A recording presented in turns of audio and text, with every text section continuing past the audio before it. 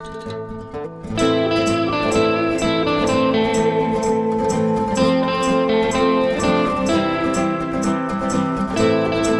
suis passionné d'Indian Salé depuis tout petit et quand j'ai créé ce site il y a 25 ans en arrière, le but bien sûr c'était de promouvoir et le cheval et la vie des Indiens d'Amérique, de la faire connaître surtout d'une manière plutôt authentique que la vision qu'on en a qui est assez déformée par le cinéma américain, qui fait passer l'Indien souvent pour le vilain sauvage alors que c'est tout autre chose, c'est un peuple qui a été maltraité et on aime rendre hommage à ce peuple à travers des spectacles qui mettent la vérité en avant, tout simplement.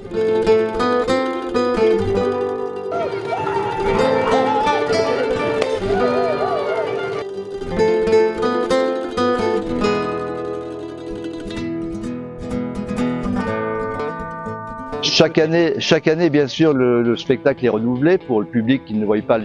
Ça va être, par exemple, il y a 2 ans, c'était toute la vie de Geronimo.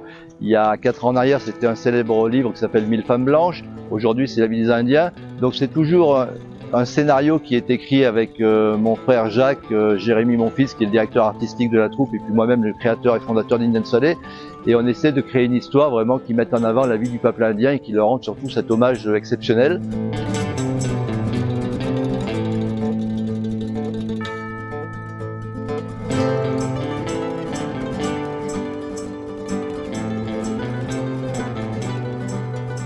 Il y a beaucoup d'intermittents du spectacle, il y a des véritables cascades, il va y avoir des danses indiennes avec des danseurs en costume traditionnel. Ce sont des choses qu'on ne peut voir qu'aux États-Unis, ça, donc vous avez la chance de le voir dans la Drôme.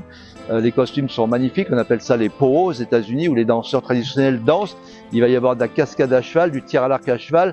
Il va y avoir, on a beaucoup d'intermittents du spectacle pour qui c'est leur métier, donc des dresseurs de chevaux, il y a de la liberté. Enfin, c'est vraiment un spectacle qui va rendre hommage à ce peuple et surtout montrer à quel point les Indiens étaient un grand peuple cavalier et l'amour qu'ils portaient aux chevaux.